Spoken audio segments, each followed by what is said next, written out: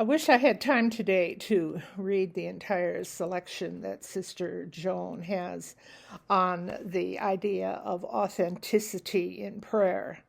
It's absolutely excellent.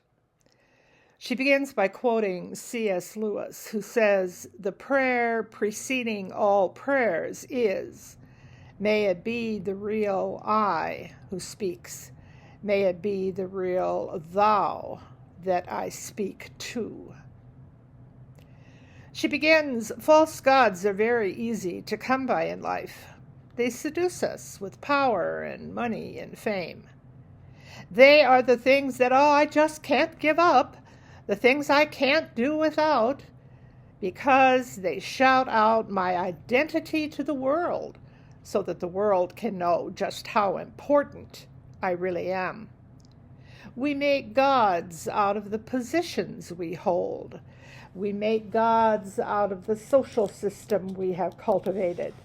We make gods out of the money, out of the things that control our lives. And we learn even to make gods out of the very religious practices and spiritual disciplines that are meant to lead us beyond ourselves to God.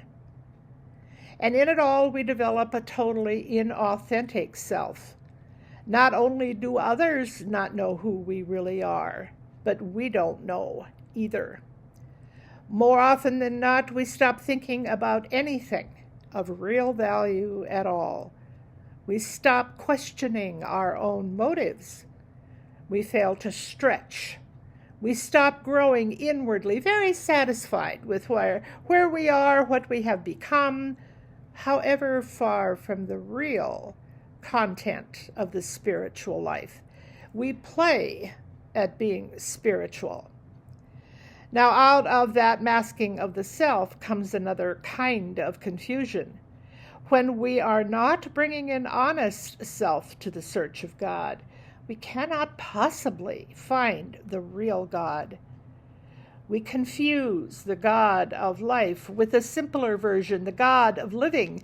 We want God to satisfy our present comforts, not as a guide to growth. But prayer that emerges out of attitudes of authenticity and honesty takes us beyond all subterfuge, all hiding from God.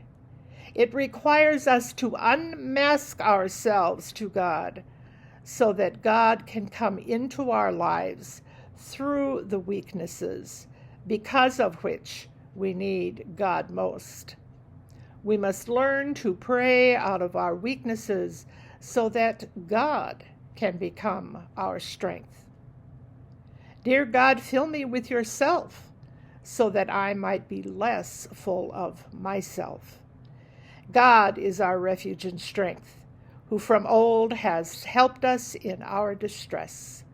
Psalm 46. We can also read the story of the temptation of Jesus in the wilderness when he was offered all that the world had to give if he would just fall down and worship Satan. And Jesus said, "No, God alone is my authentic self."